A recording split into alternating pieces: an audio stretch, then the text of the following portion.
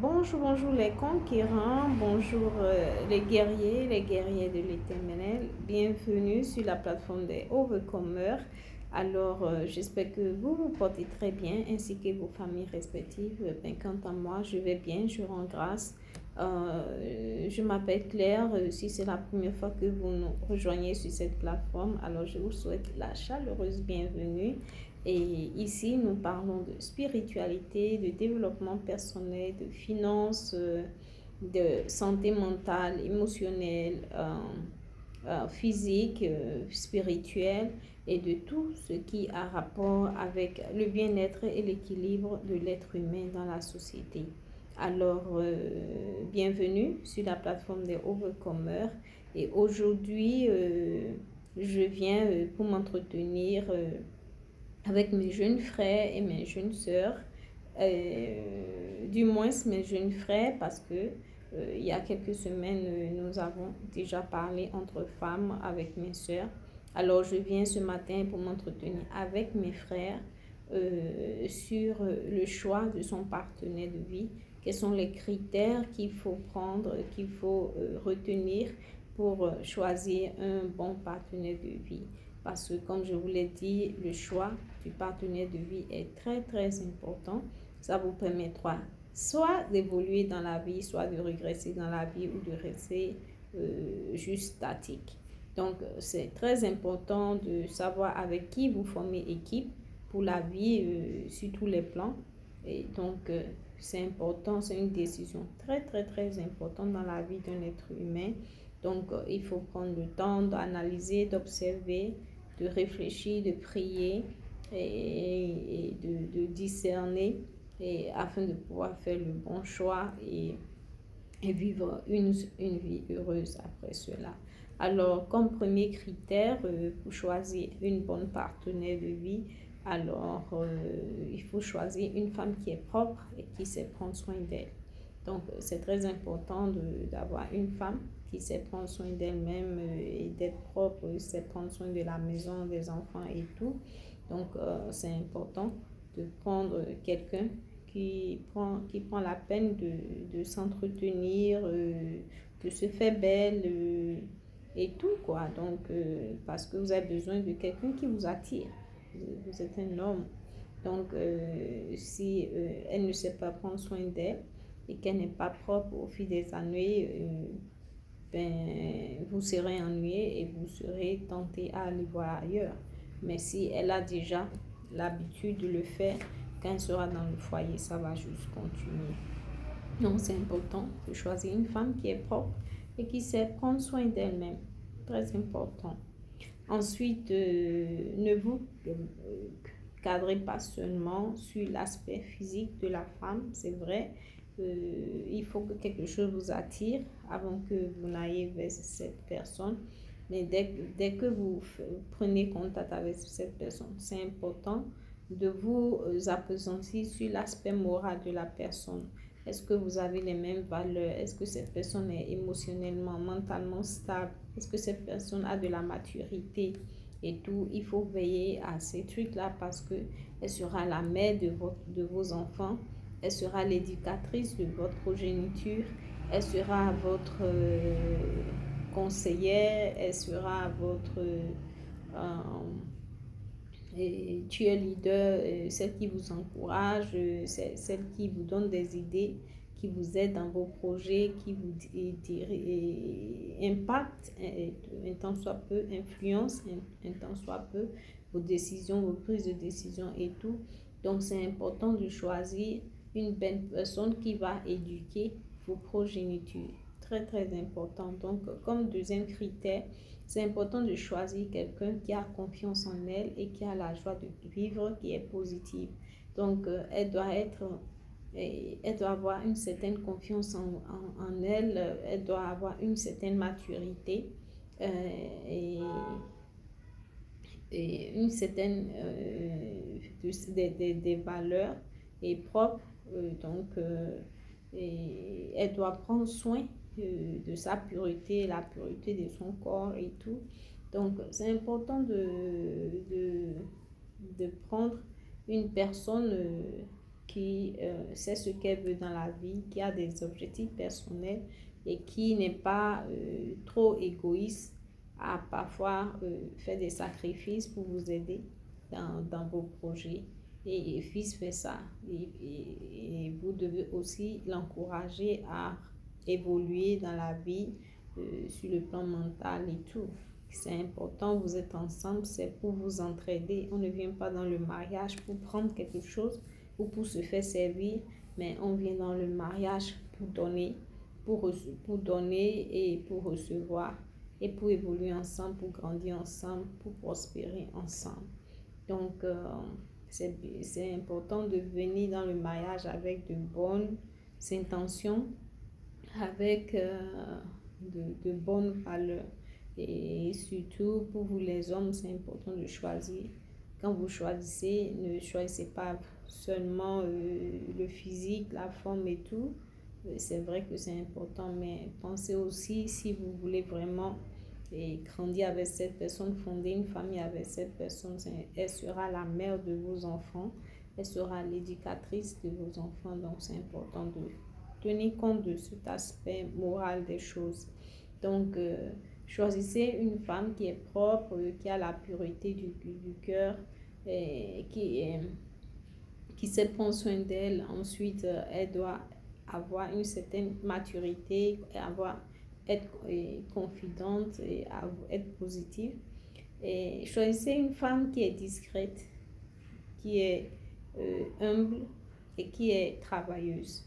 Elle doit prendre soin d'elle, mais elle ne va pas passer toutes ses journées à faire des ongles, à faire les eyelashes, les perruques, les cheveux et tout. C'est bien tout ça, mais elle doit apporter quelque chose de plus. Et si elle rentre dans votre vie, vous devez savoir que bon, il y a un certain changement et positif, que ce changement-là soit positif, que vous voyez, ça va le ajouter. Ça n'a pas nécessairement besoin d'être monétaire, mais ça peut être en nature. Qu'est-ce qu'elle apporte dans la maison et en quoi sa présence influence votre vie positivement et tout.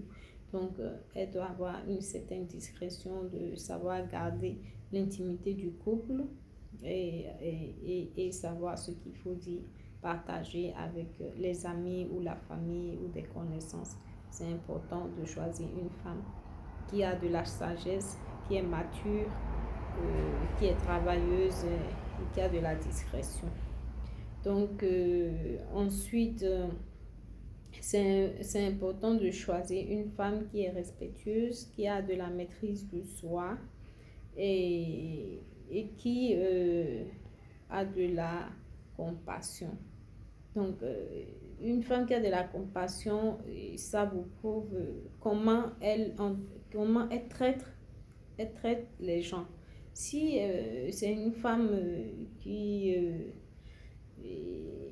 traite les gens avec beaucoup de dédain, beaucoup d'arrogance, alors sachez que avec le temps, elle va commencer par vous traiter comme ça.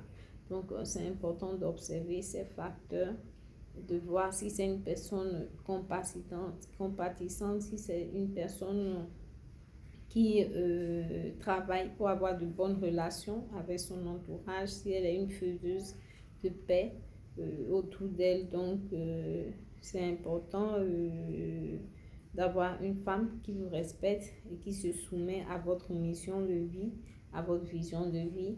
Donc, mais comme je le dis toujours, si vous voulez une femme qui est soumise, c'est important de la traiter avec amour, de la traiter avec respect, de la traiter avec délicatesse, avec beaucoup de douceur.